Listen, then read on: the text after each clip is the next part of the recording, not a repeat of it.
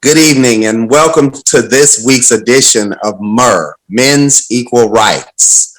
Today we have a very special guest we're excited to bring on. We're always extra excited when a lady comes on to the show who is actually dealing with the same situations that men deal with. And as we always state that this is not just a situation for men, parental alienation does happen to women as well. The lady we're about to bring on today, I'm excited to introduce, but before I do that, I'd like to bring on my panelists, the one and only Mr. John Rockmore. Good evening, Mr. Lionel. How are you, sir? Mr. Rockmore, how are you, sir? Blessed every day and in every way. Just experienced a birthday of a granddaughter haven't seen in a long time. Haven't seen her mother in even longer. But I got the call nonetheless, and so I am blessed. As I tell them all the time, I'm happy to lay eyes on you no matter what. Absolutely. Have you seen or heard from all of your children today, Mr. Rockmore? No, sir, I have not. Wow. One day I'm going to ask you that, and you're going to say, I heard from all of them. How many do you have? I have 7 daughters, 1 son. The boy, I see him every day. He lives here with his dad. But the 7 girls, I haven't seen them, and 4 of the grandchildren I haven't seen. 3 of them I've never seen ever. 3 grandchildren or 3 daughters? 3 grandchildren I've never seen. I see. Oh, we're going to have to talk about that in another show. That's another show. Amen. That's another show. That's another show right there. Well, without further ado, I'm excited to bring our special guest on today. We won't waste any more time. This lady is just a staple in the industry that I've known for years, and I've admired her work for years. You might have seen her back in the day or heard her actually on the Tom Joyner Morning Show. That's where her and I actually met, the Tom Joyner Morning Show. And she's a radio personality all in itself, as well as a director, a producer, an author. She's also one of America's top actresses and singers. This lady is multi-talented, and we're happy to have her on the show today. Please welcome to the MER Forum, Men's Equal Rights, brings in a true queen today, Larita Shelby. Thank you. Hey, Larita. Hercules. How are you, Larita? I am wonderful. Evan, thank you so much for just your public acknowledgement of the work that I've been in the process of doing. Thank you for your participation. I'm a city girl on the outside, but I'm a Southern girl at heart. So I want to offer love and respect and my reverence for all of the men in this virtual room right now. I salute you. I send you my love and my faith, and thank you. It's an honor to be in your presence. Well, thank you for being here. And I didn't get a chance to mention, because I wanted to mention that last. This is the producer and director of actually a documentary short, a docu-short is actually what it's called. It's called Dad Speak. Explain what a docu-short is. Okay, well, it's kind of like it sounds, a short documentary. So here's what I'm going to do. While I'm speaking, I'm going to put the link to the trailer in the chat. And then if the technical director of this session is able to share the trailer with the audience, then that will be wonderful. So yeah, it's a short documentary And it came about as an offshoot of my own life story, which it was a 40-year journey of a father, a daughter, and their journey to reunite. And I wrote that in a book called On My Father's Wait, there you wait, there you go. Over there. Over there. On my father's Over side. there. Over there. On my There father, you go. it is There you called On My Father's Side. And yes, we hopefully can show a documentary clip as well from Dad Speaks, the documentary that you produced and directed, that my story was featured in there. Larita, today we're talking about what you talked about in your book. And I enjoyed reading it, by the way. So everyone out there, pick up the book, Dad, pick up the book On My Father's Side, Right. and get the, right, and get the documentary. Well, the documentary is not available. Just the book is available. Tell them how they can get the book, Larita. There's a couple of ways. So, yeah, I want to give a little bit more of the backstory. The book is called On My Father's Side, a true and miraculous story of a father, a daughter, and their 40-year journey to reunite. From that story came the docu short. But let me just kind of give a few more details, if you don't mind. I Yes. was one of many children who grew up. I remember seeing my daddy as a baby girl. I don't remember any disharmony in the time that he visited my mother. I was old enough to remember that he didn't live there, but I'm thinking up to maybe 4 or 5 years old. I remember daddy coming around. And then one day we moved and daddy was never spoken of. So I'm one of probably millions of children who grow up where he's not even a conversation. Now, the upside of that is that nothing bad was said about him, but the other side is that there was nothing. Whatever transpired between he and my mother, she took it to her grave. Now, I don't know if this is unique to my story, but in my case, with the absence of my biological father, brought the presence of so many other dynamic men in my life. And it was such a miracle to actually find my daddy 40 years later and find out how that happened. You got to like read the book until the movie comes out. But during that time, I lived a rich and full life. During that time, there was nothing that I needed from a man in my life that I lacked. My uncles were not like my mama's boyfriend uncles. I'm talking about my mama's sister or my auntie's husband uncles. So we got to qualify the uncle. So the uncles were such great fatherly figures. My cousins were more like brothers. And then when I moved to Hollywood, I talk about this in the book, young Black men in this industry stepped up to be my brothers, my teachers, my protectors. These days, we hear so much about Me Too, the hashtag Me Too, and people coming out with stories about how they were sodomized and disrespected. And that is just not my story. So the great part about that is even though my daddy wasn't there, I didn't grow up with this bad, black, evil, black man stamp on my brain. I was very optimistic. So over time, the men on my mother's side of the family, as well as my mom and my aunts, they all died off. And then I became that little girl, even though I was a grown and accomplished woman. I remembered daddy. So I set out on a search to find him. I did find him. And at that time, I found out what happened between he and my mother. So that's a long version of the story. But the point of the story, more so, is just to tell my story as an example to somebody else. If you're a father and you know you have good and righteousness in your heart, as one of the men in our movie says, you may not be a perfect man, you may not have been perfect in your relationship, but you have a pure and profound love for your children.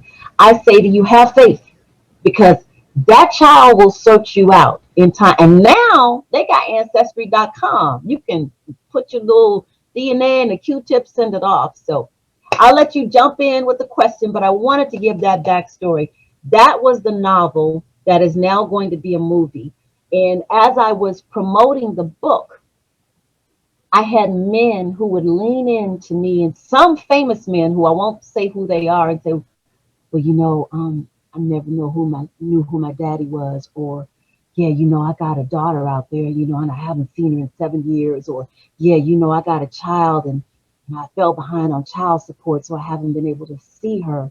So I started hearing all this pain that these men were communicating, and I was like, I gotta do something about this. So that's when I, in addition to writing the book, that's when I produced the movie Dad Speaks. So hopefully, right now, can we share the trailer? Can the technical department share the screen and show the trailer? Yes, ma'am. Yes, ma'am. We surely can. It's become clear to me that fatherhood is one of the most important pieces. Start it again because we're not. I hear it, but I don't see it on screen.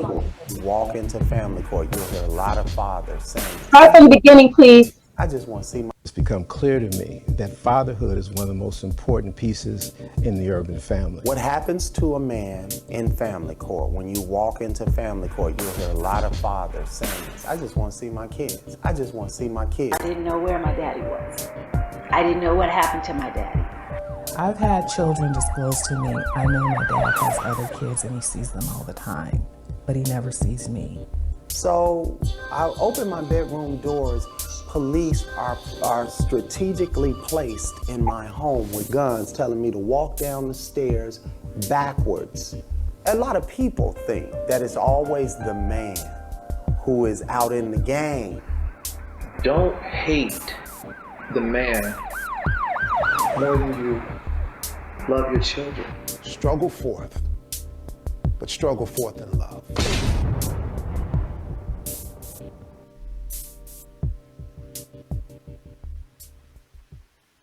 Outstanding.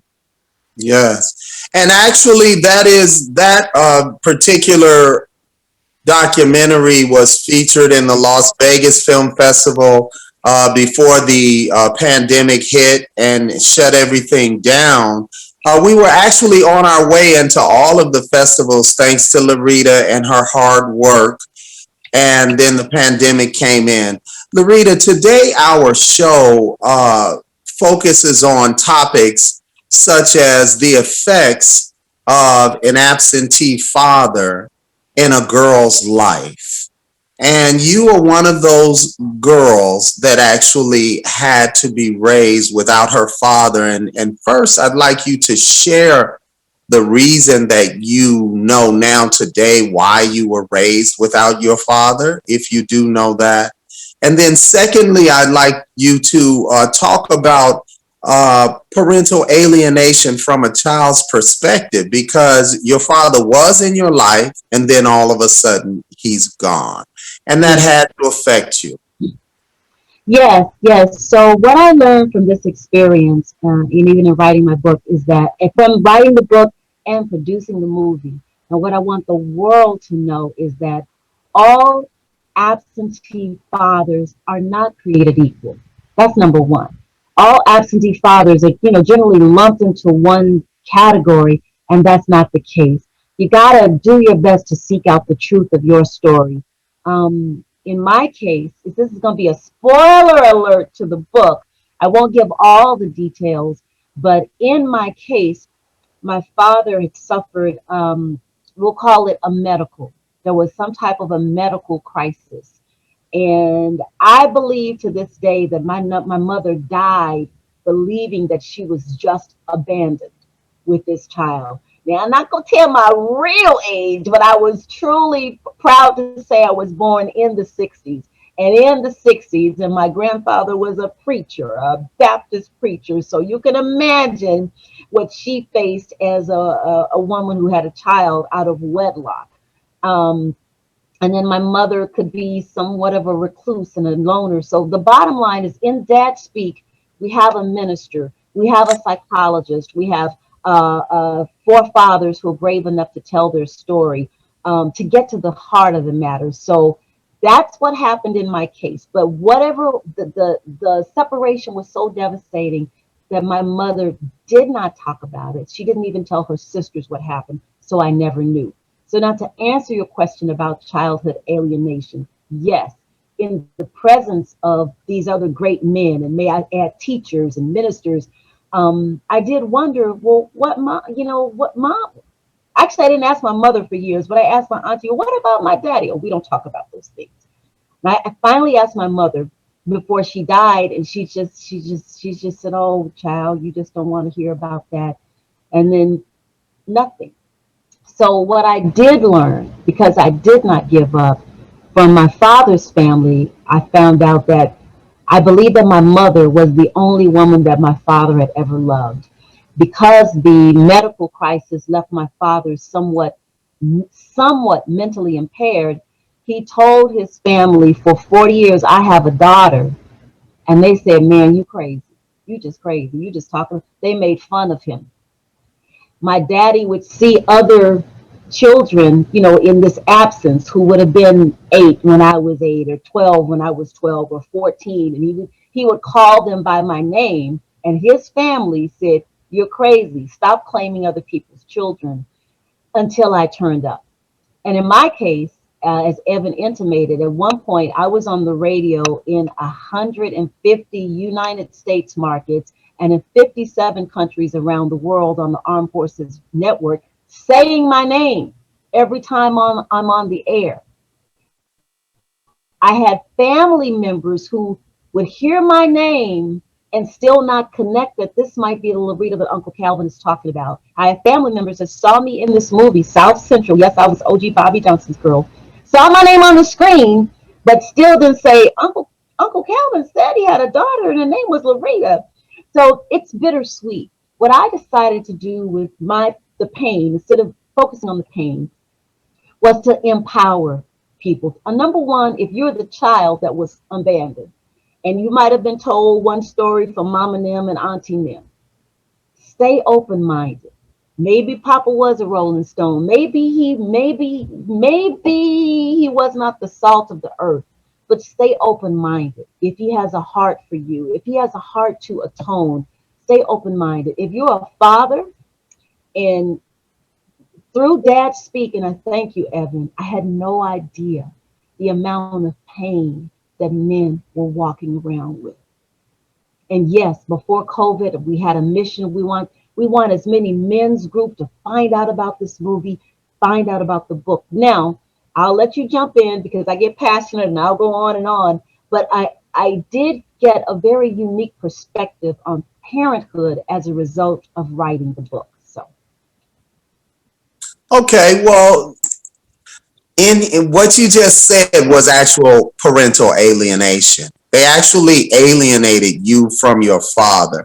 And in many cases, there are people across the country that the exact same thing is happening to.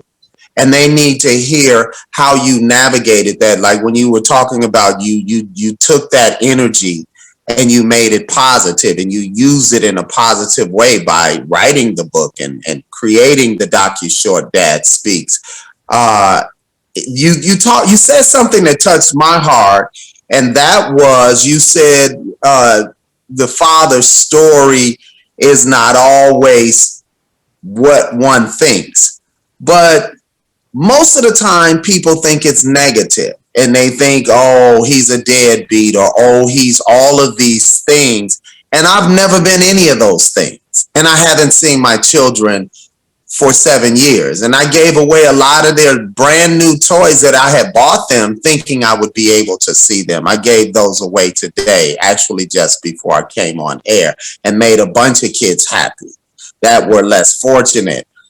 Many times it's a bunch of things that are told about the father that's flat out lies, like flat out. There's no truth in it whatsoever. And it's people covering up their stories and their own wrongdoing. And I'm willing to bet if I met any of your family members, there are some that saw your name, saw you on the screen, heard you on the radio, knew you were your father's daughter, and said nothing or did nothing about it.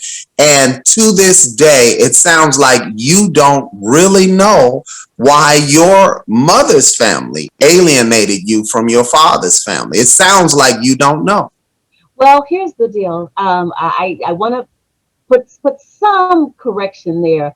My mother was a loner. She, kept to herself. I don't believe that they actually knew. So my alienation wasn't deliberate. It wasn't like a corporate effort on behalf of the family. They didn't know. They were mostly in Memphis, Tennessee, or Washington, D.C. I was conceived in Nashville, Tennessee. So just like you guys can live, anybody that's not in the place from which they were born, you can have lives. Everybody doesn't know who you're seeing on the weekend and what's going on. So it wasn't a consorted corporate effort. But here's what I believe. Like I said, I believe that my mother fell into a functional depression. Um, my mother wasn't the type who would be abused because two people would have been hurt. That would have been my mother. But she internalized the pain and she never talked to me about it. And I don't believe she received any type of intervention for her to even go out and seek out what happened to this man. So I'm very careful. I want to share some of me, but it's to pour back into whoever is listening. And let me tell you what this book, there it is, this book also dives into another group of men that we don't hear enough about. Those uncles who step up, those stepfathers who step up, those men in the community to step up, to be a father, to be a leader, to be a mentor. You know, we don't see enough of these men in these movies that are made, and my life was full of them. So what did get planted into me by my Uncle Bill, by my first godfather, was faith. And I did not know that that faith would carry me through, would give me the gumption not to give up. And the divine wisdom poured something else in. Let me get to another point. As I was writing the conclusion of this book, and the overriding point, the overriding takeaway for children is to understand that A, not all absentee fathers are created equal. B, parenthood and fatherhood are two totally different things. And society has lumped them all into one. One thing that you never hear spoken about is we all come about from different situations.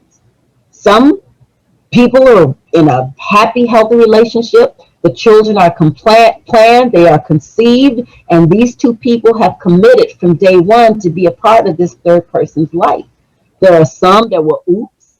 Then some situations, you have situations where the man or the woman they weren't committed to each other, not from day one. They were getting their swerve on.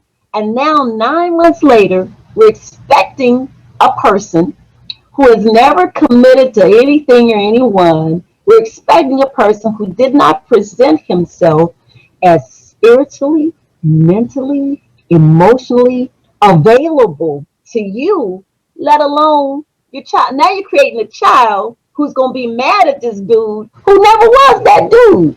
Now, I'm not calling anybody's names. I don't know nobody's name. I know situations like that. I actually introduced two parents in Hollywood, and one said to the other, I don't want any kids. And I told her I didn't want any kids, and she got pregnant on me. And I said, well, y'all both adults. How can someone get pregnant on you and you in your 30s and 40s and she in her 30s and 40s? Doesn't make sense. And so now they're at odds, and there's a child involved where she took him to the system to get child support. He said, since she took me to the system, I don't want nothing to do with her or the child. And I tell them both, you're hurting the little boy. You think you hurting each other, and it's him that you're hurting. Yeah, absolutely. So, and again, because I don't know nobody's name, so don't get mad at me. Don't take it in judgment because I don't know you. I'm saying the situations. So now here's this little person who has this expectation of these two people to act and relate in a certain way, and that's not the way they entered the world. So this is a scenario that came about as I was writing the book. But here's the good news. I offer an opportunity to look at it differently. Now this is a spoiler alert again for the book.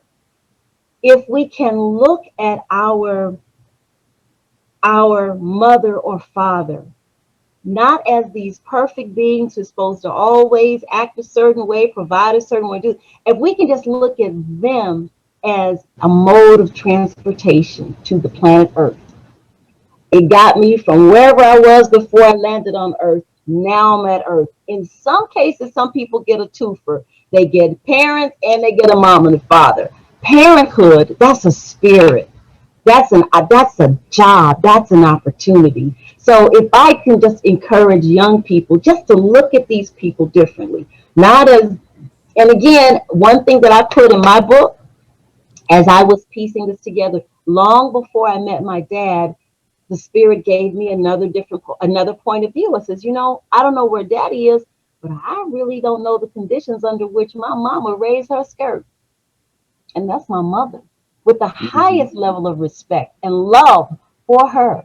We're here now. And another thing that I spoke about in when we were doing Dad Speak, I realized sometimes women, more often than men, use the children for ransom. Yeah. I'm not saying that anyone who truly needs and deserves for financial participation from both parties, that definitely should happen. But now, should I use this child for ransom? I'll use my personal story, which I never would have done, but I was divorced for 17 years and my ex-husband has now passed on. But there were times during the separation where it was very tenuous. And I had every opportunity to walk up to that judge and lay out this laundry list. I had friends whispering in my ear telling me what I should do and how I should file. And I told them I was not being physically harmed, neither was my son. Okay, this was just a parting of ways. And I said, I will not, unless my life or my son's life is in danger, I will not be a black woman who puts that black man before a judge. The judge wasn't there when we were dating. The judge wasn't there when we were getting busy. Well, I won't Yeah. put him in front of the judge now because the relationship is going that way. And I refused. But I also got that from my family. This is just my story. We weren't a family. We weren't just dragging each other in and out of court. Children got provided for. And I said, it'll be a cold day in hell before I put that black man before a judge. But I took him to a higher court. I prayed about it. I says, Lord, you lay on his heart what he should do. He knows what he should do. You lay it on his heart. And as a result, my son got more than any judge could have ever mandated. But that's just me. I encourage moms who might be listening from this movie, Dad Speak. Evan, you were out of town, I think, when we did the premiere. I was. There was not a dry eye in the building from mothers and also fathers. The fathers we kind of expected. There were mothers who stood up with tears in their eyes and says, you know what?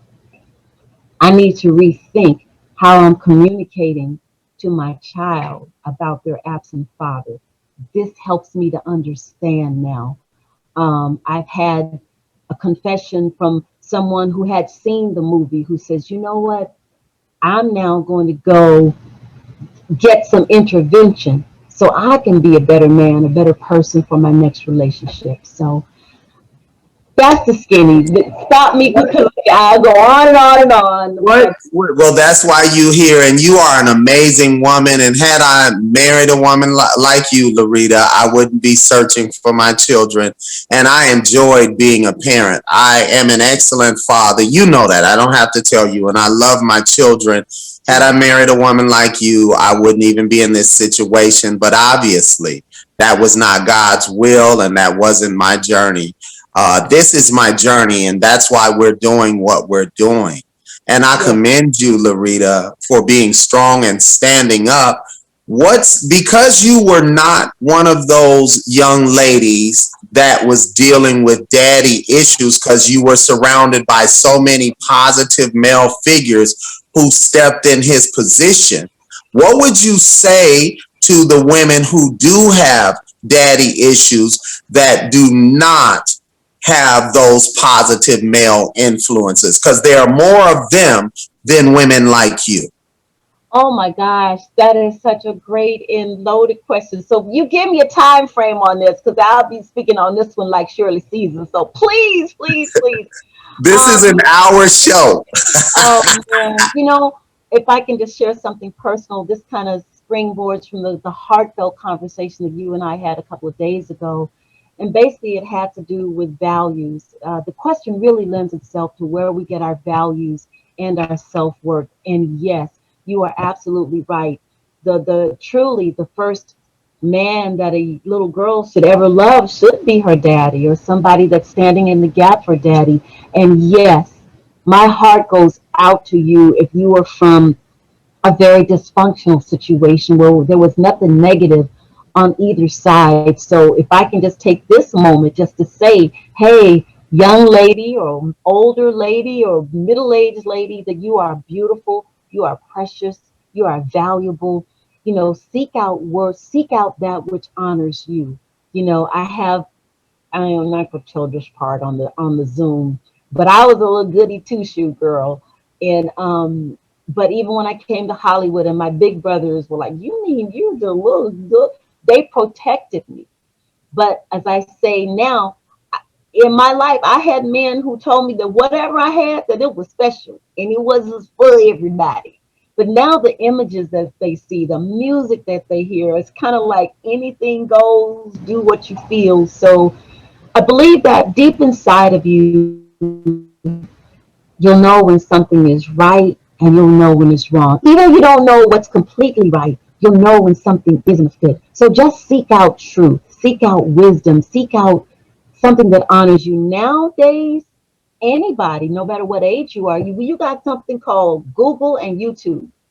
You know, you don't even have to go to the bookstore. You can put self-esteem, self-worth, empowerment, faith, love. You can put that in a search engine and find something that speaks to you.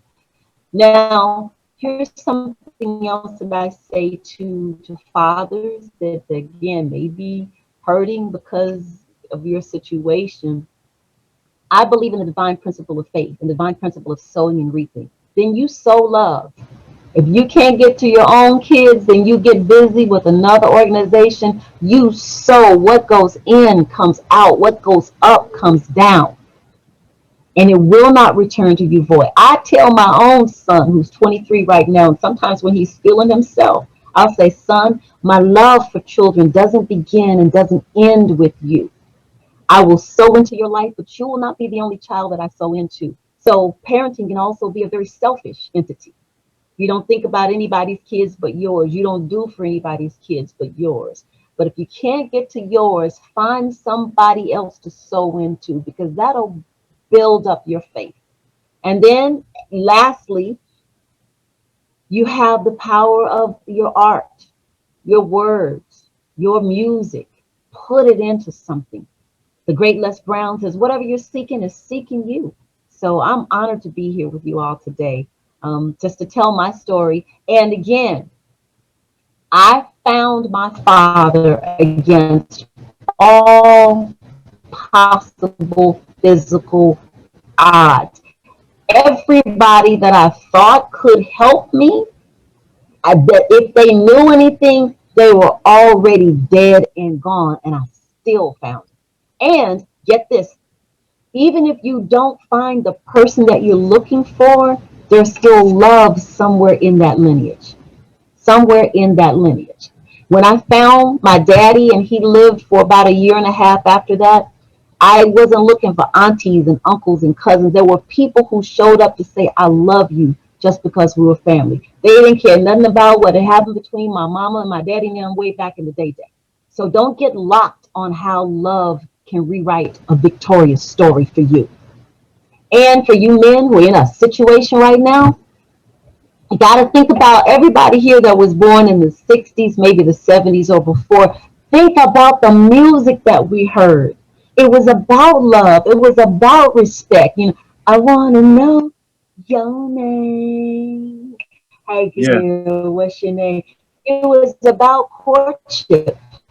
Now, fast forward. Think about the music that the 90s and I know I sound like an old lady right now, or whatever. In the 90s and the 2000s, think about music that skips past any level of love and honor and respect. You can go grab a 19-year-old or a 17-year-old or a 20-year-old who's about to get busy and replicate the system to say, hey, let me drop some wisdom on you. Well, Larita, first of all, you're such a positive human being, and I wish the world was filled with women like you and we would have less problems than we do out here. You are amazingly positive. We're going to now open the floor up to questions from the panel, questions from the public, and feel free to ask Larita anything. Remember, Larita is, and I'll start with a question. South Central is a cult classic. You playing OG Bobby Johnson's wife is a cult classic. You're a cult classic wife.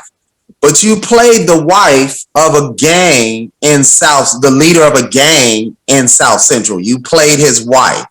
And in addition to that, that movie was art imitating life. Many children are involved in gangs because of the absence of a father.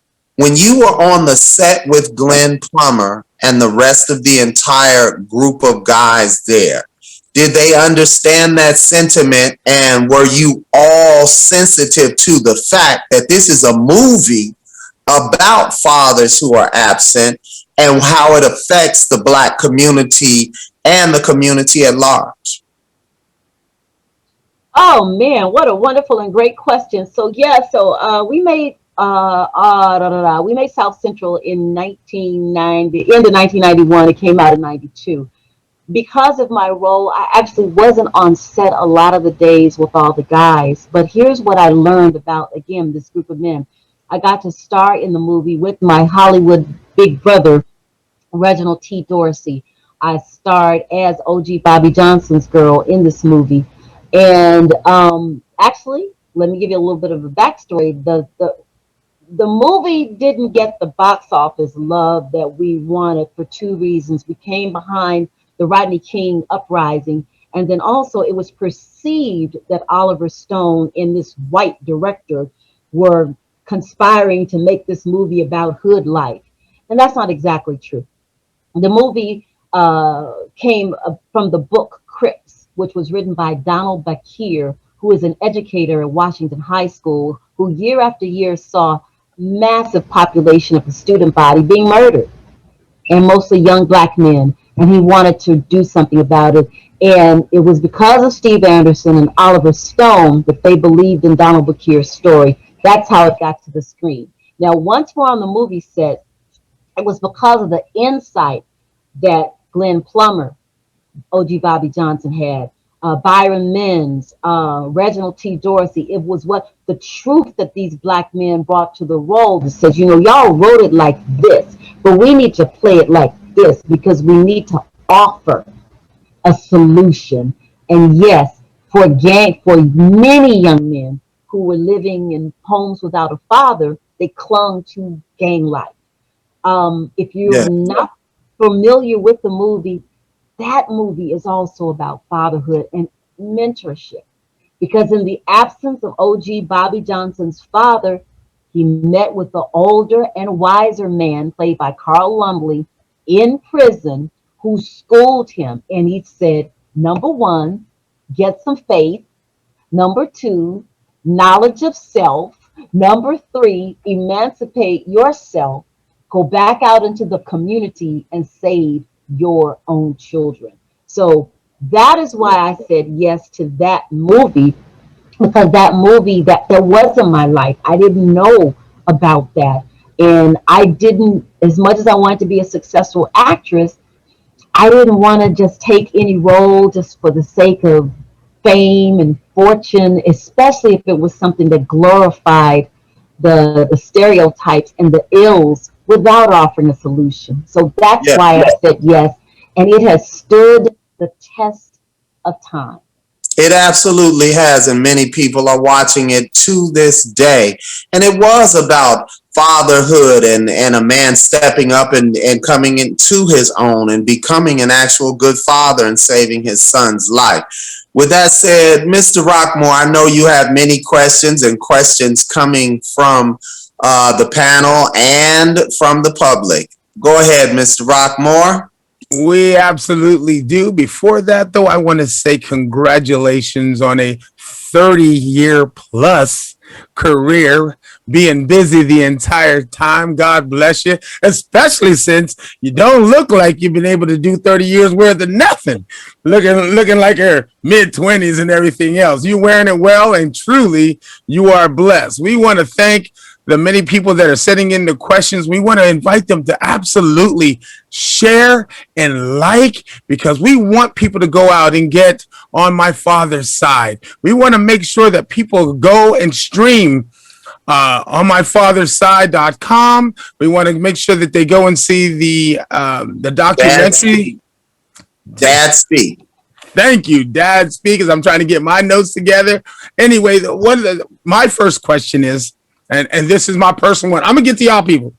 My first question is, as you grow older, because we are here to talk about the alienation syndrome, and you have a wonderful story, and I could even feel, as you tell the story, I can feel how much love and how maybe even frustrated he was in his heart, knowing that you were out there and he wanted to get to you, and people are telling him that he's crazy. But my question is, with that alienation, how did you deal with that? Me, I have 7 daughters, and I'm still repairing things that I have to come back and reprogram and repair, even in their adulthood. So some advice on that, or did you experience some of that? Because at the end of the day, alienation, you still felt alienated and you yearned and you wanted to get back. You wanted to find them. So how did you cope? Yeah, so a great question, and thank you. Yeah, there were times when I was like, I wonder where my daddy is. I wonder where he is. And then I do have a sense of humor, and sometimes I'll be walking down the street and I see some old bum on the sidewalk, and I'll be like, Daddy. Okay, now he didn't say that. That ain't him. I'm like, Calvin? No, that ain't him. That ain't him. And even with that, oh my gosh, can I tell you something? When I was growing up, sometimes there were people who just didn't like me because I was so damn positive and happy all the time. When I tell you, when I finally found my dad, his family, which is now my family, they told me that my daddy was the happiest man, that people would come from miles just to sit and hear him talk, and he would laugh. But I guess I got that too, because I guess there was some pain still in his heart. So what I would say to others, let me make another moment out of this. There's another man who was very influential in my life who just passed away about 7 days ago. And that was the late Dr. Frederick Casey Price, pastor of Crenshaw Christian Center. Many years. I was a member there. Yeah, I was a member there for 20 years.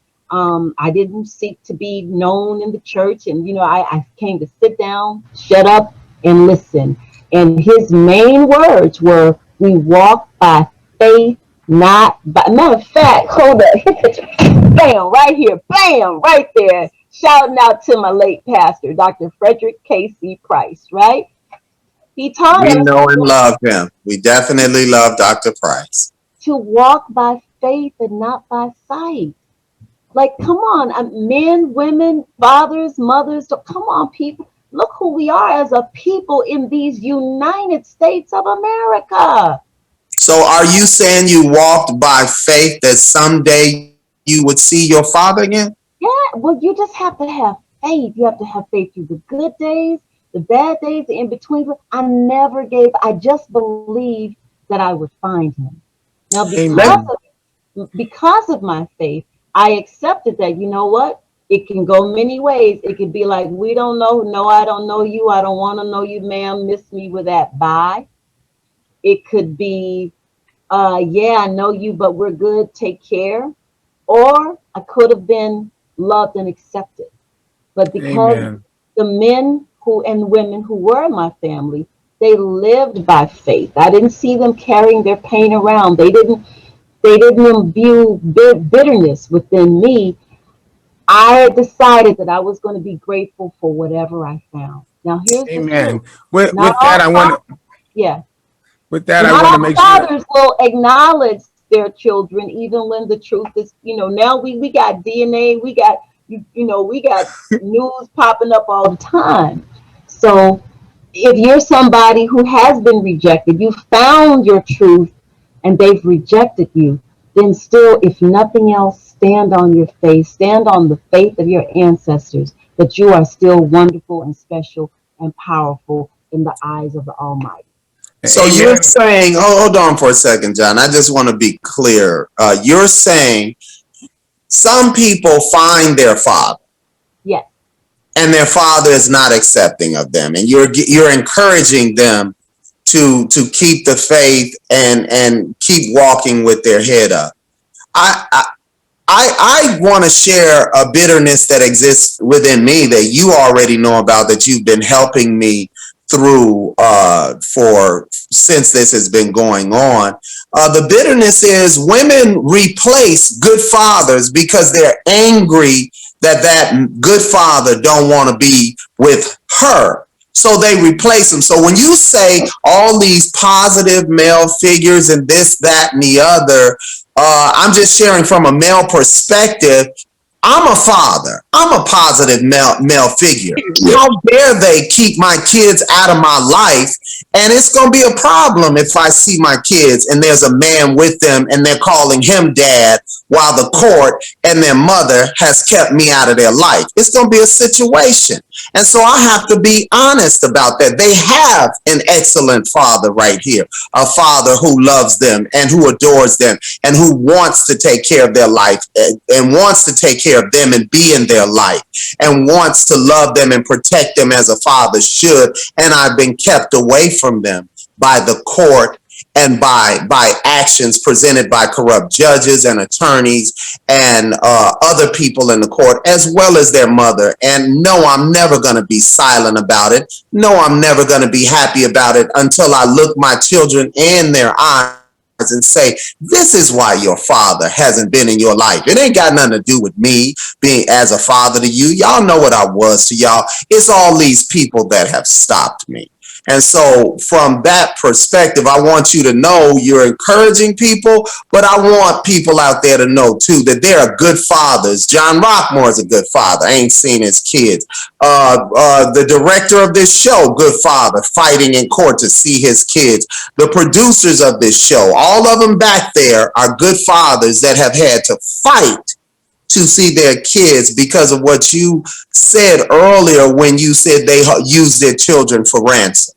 And that's got to stop. It's got to stop. No, my heart goes out to you all because I wrote my book and I wrote Dad Speak to honor my daddy. And let me keep it real with you. Anybody that's on Facebook right now after this, you can go to my page. You will see a picture of me when I met my daddy. And that picture's been up there. I have that picture on my Facebook page for one reason and one reason only. Every day that I go to that page, I get to say 2 words that I did not get to say all of my life, which is, hi, Daddy. Wow. Wow. Hi, Daddy. So wow. Here's what I would say. Now I'm the guest today, so I'm, doing all this talking, but please know the short film Dad Speak, which is executive produced by Sandra Evers Manley. Dad Speak is now available. You can stream it on BHERC.TV, BHERC TV, which stands for the Black Hollywood Education and Resource Center. In the movie, I did this movie to give men an opportunity to speak up for themselves. I tell a snippet of my story, and these men did not compare notes. I turned on the camera, and what was forming was a consensus of how many good fathers have been criminalized in the family court system. So we want to encourage you, but I also, speaking truth, some of these situations do get to that point because of anger or what we call anger issues, and I'm learning, men are socialized to be rough and big and powerful and rough and fast. And, I'm watching more sports now and I'm like, y'all beat up on each other for sport, So I know relationships can be tenuous. So in That Speak, you will hear the words, the advice of all of these 4 fathers. And actually, it came to the point where I was turning men away because I'm like, it's the movie is getting too long. I can't take anymore. But here's what you do. Because you are conjoined now, because you're unifying now, and you just have to, still, black men in America, you got to have faith. And that may sound all glory and mushy gushy. You got to look who we are. Look what we've survived already. So that's not Yeah. saying that you don't hurt. That's not saying that your heart doesn't bleed. But I am a living witness. 40 years later, when I walked into that room, and that old man who was old and gray, his daughter walked back into that room. And he was in a room. I got 32 first cousins and in 7 to 8 aunties. And one of me found all of them. They didn't find me. I found them by myself because I was born into a legacy of faith. My faith would not give up. Now, everybody's situation is different. We got generations of women who have definitely been hurt, misused and abused. Whatever they can use as a weapon to feel good about themselves is who they are. Some of y'all stepped into that. It was what it was before you stepped in. I don't know how you thought it was going to work out differently. Some of it was the house and the picket fence and you still ended up separated. But that's where the grace of the divine comes in. Not, we just all here trying to figure it out. So what I've told, I'm going to give some secrets and I'll hurry up because the clock is ticking. What I'll say to you all, you don't have to, but I'm just saying, get you some candles and some pictures of your children, create an altar somewhere in your space and light that candle of faith. And you speak it till heaven and earth freezes over. I will not give up on you, my children. You may give up on me. You may hear things about me that is not true. I am going to be the man that the Father has endowed me to be to you. And just speak it. And if nothing else will keep you from hurting yourself, somebody else is just going all the way crazy. Okay? Speak positivity on a daily basis. Speak Mr. life Rockmore, to life. yes. Mr. Rockmore, go ahead with your question. Okay, we're going to try to knock them out because, like you said, the clock was ticking. First, Paul Cook says that you are enlightening and enchanting. Thank you so much. And then the one question is pretty good one. How would you tell a woman being scornful to the father to live and let go and co-parent for the children? Yeah, that's, it's a process. It's a process. There's no easy solution to that. Many times anger is hurt masked or metastasized, and it can be handed down generationally.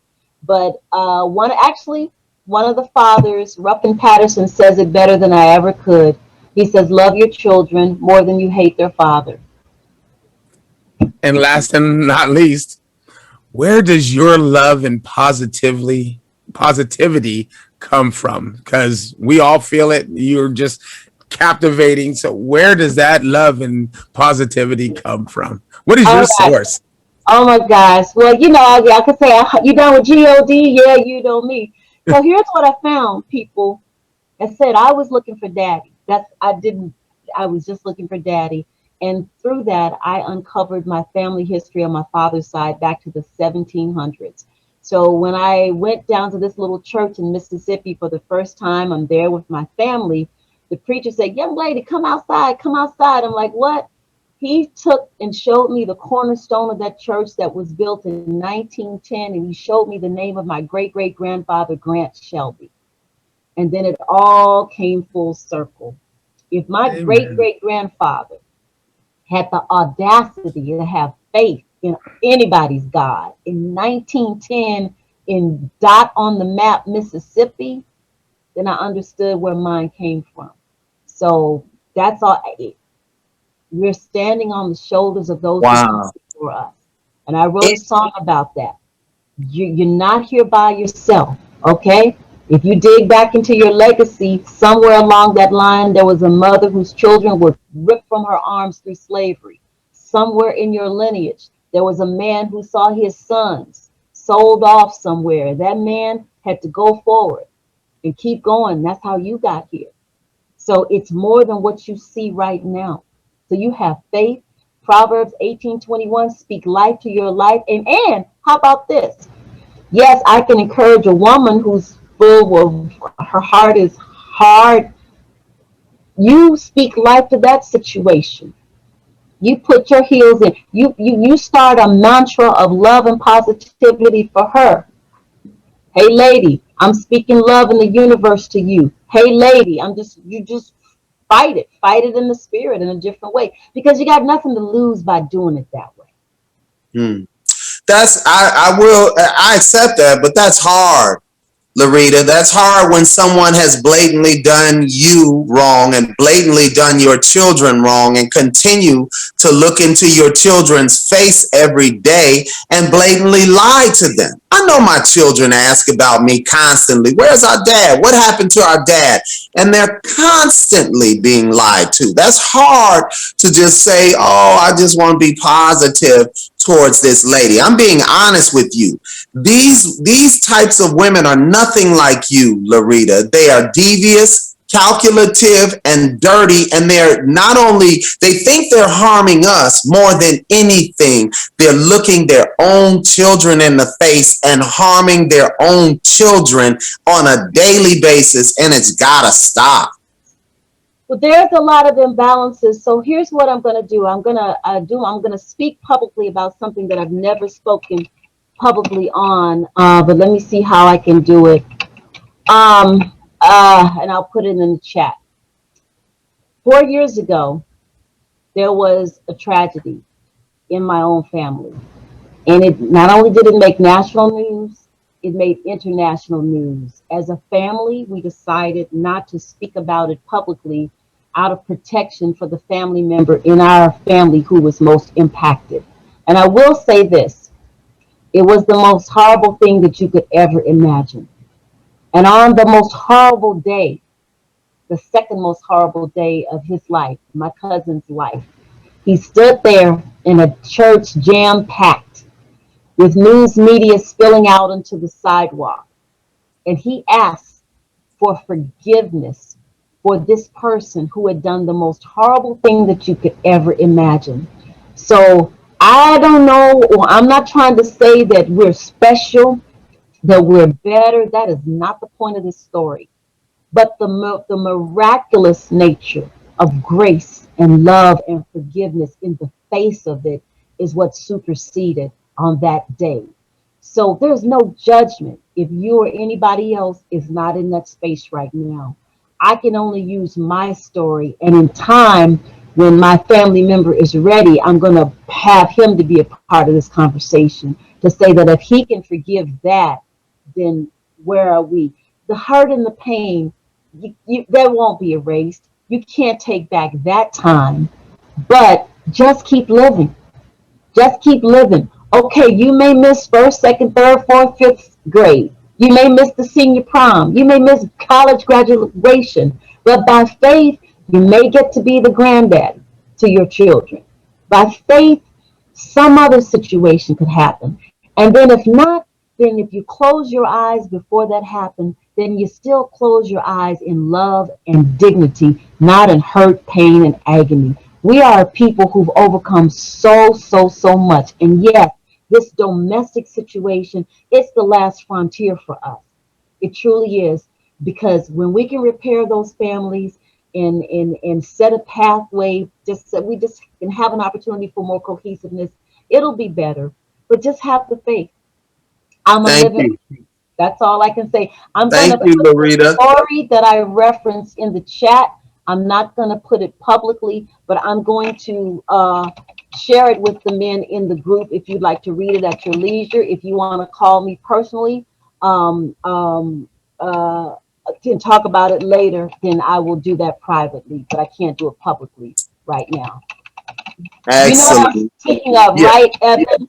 Yes, I do know the story you're talking about, and that's the story that kept me through and helped me to be stronger and to be more positive and understanding about the wrong that has been done to me and my children. It is nowhere near as horrific as that. So it kind of makes me think that we think about what's wrong in our shoes, and you talk about our shoes and what's wrong, and then you find out someone has no legs, and then the person complaining about the no legs finds out someone doesn't have arms or legs, and it goes on and on and on.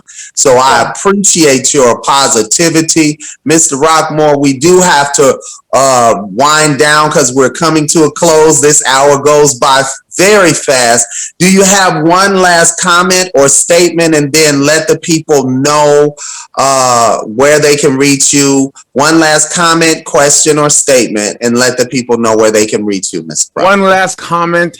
Thank you so much for being here on the last day of Black History Month. And let me wish you, especially the way you spoke today, a happy Women's History Month. For people that don't know, this is Women's History Month, and our Black women, all women, have done such great things, and I'm a fan. 7 daughters. You can reach me at john@rockmoreentertainment.com. You can call me direct, 562-597-1602 or 326-4594. That's 562 area code.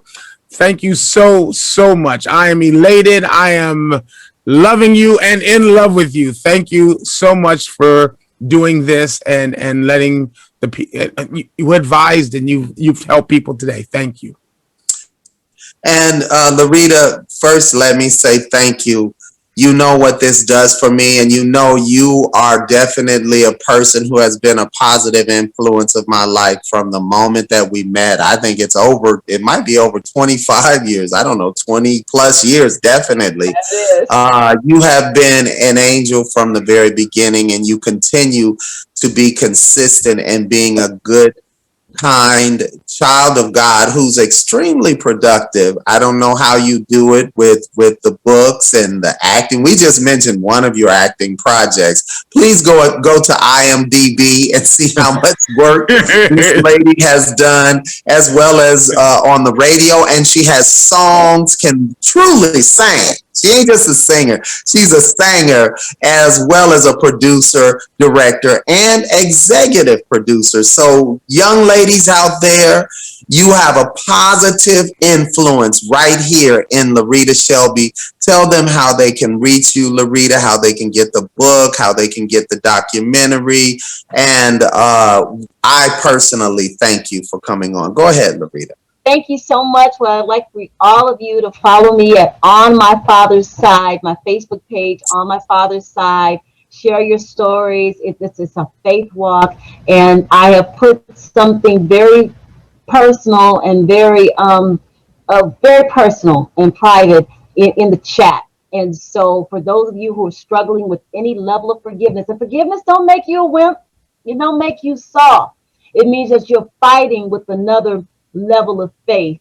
So if you think you can't forgive, once you read that, and maybe I can even put you on the phone with somebody to encourage you. Hold your head up.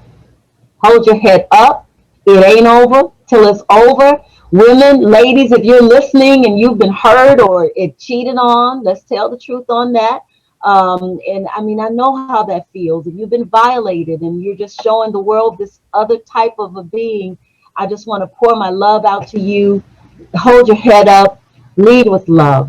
Lead with love. Lead with love. So I'm looking forward to hearing your stories. I'm looking forward to hear stories of reunions and maybe farther down the road, but just don't give up. Don't give up. And thank you. And how can they get On My Father's Side, Larita? Yeah, so you can go to onmyfathersside.com, and there's a link. You can buy the book. You can look for it on Amazon, On My Father's Side by Larita Shelby, or Barnes & Noble. I really and truly appreciate your support. And I created a Facebook page just for this environment. If there are any organizations who want to screen the film, let us know. And if you want to see it today, you can stream it at bherc.tv, bherc.tv, and look for Dad Speak.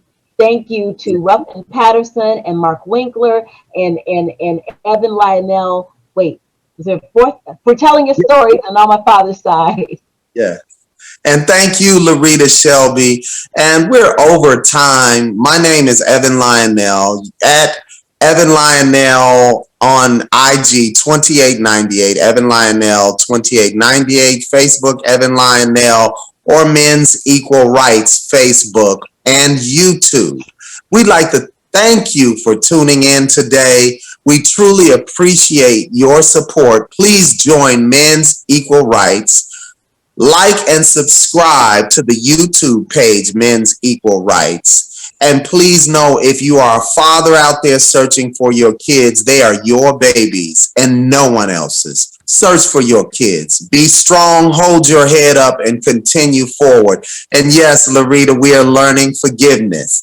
If you are a mother out there suffering from parental alienation or suffering from anger because you feel like this man didn't want to be with you and you're scorned, so you're going to stop him from seeing his children, that's not the way, because you're hurting your children more than you could ever hurt that man, and you're hurting yourself just as much. So take the positive road, as Larita Shelby said, and let's pray for each other. We'll see you next Sunday. Thank you for joining us on Men's Equal Rights. Good day.